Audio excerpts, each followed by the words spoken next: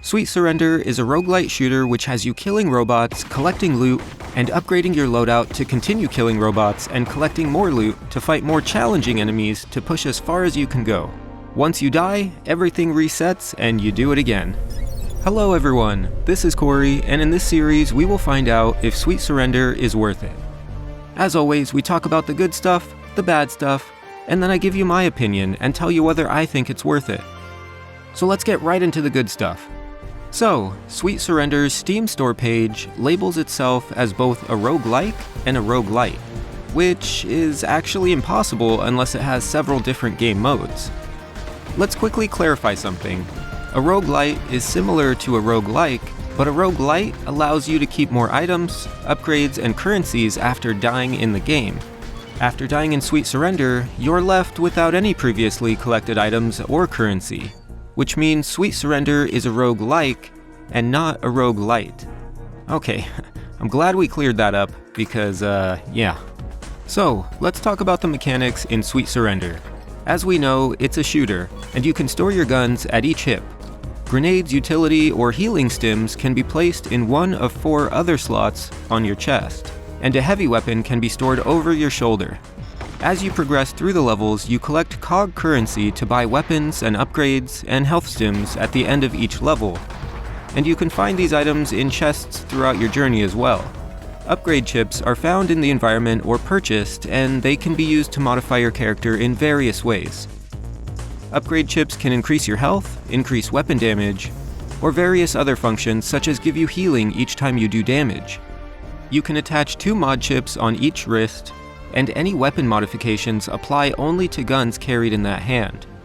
This means if you have a chip which increases weapon damage, it will only apply to the gun carried in the same hand which the chip is installed. Alright, so tell me if I'm wrong, but some of the sound effects in Sweet Surrender sound like they are the TARDIS from the show Doctor Who. Speaking of audio, there's a fantastic soundtrack which comes into play as you're fighting enemies in a room. And when there are no more enemies in the room, you get an audio cue which tells you, so you can holster your weapons and start to loot safely. Speaking of loot, there's a couple different grenade types and a few different weapons that I found. You can also use a grappling hook to attack enemies from above, or quickly escape a dangerous situation. In each level of Sweet Surrender, there are multiple rooms which are shown on the map on your wrist. I actually love this map system because it keeps things simple and makes it easy to understand my current location. The rooms are color coordinated. The yellow room is the room which you are currently located. White rooms are ones which you have not yet explored. Blue are rooms that you've already explored, and green rooms indicate the final room in a level. And this is where you can use your COG currency and take the elevator up to the next level. When you enter a new room with enemies, the door locks behind you until you clear the room. This makes entering each new room interesting and frustrating at times, because sometimes there are immediately enemies behind the door, which can trap you in the hallway, which is a bit of a death trap. I really enjoyed the overall feel of Sweet Surrender. The movement and combat feels fun, and the soundtrack is enjoyable as you venture through the corridors trying to get to a new high level. I always enjoy roguelikes, or roguelites for that matter, and Sweet Surrender has a lot of potential.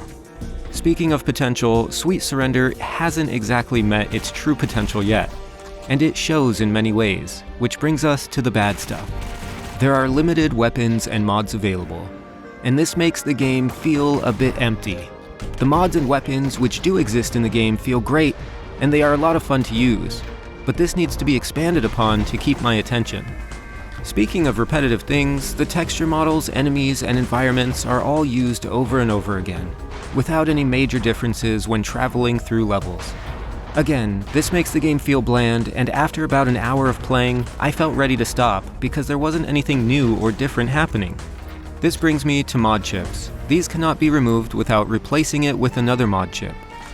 This means that early in the game, if you made a mistake and added a chip to the wrong wrist, it cannot be undone until you find another chip to replace it with, which will pop out the old chip.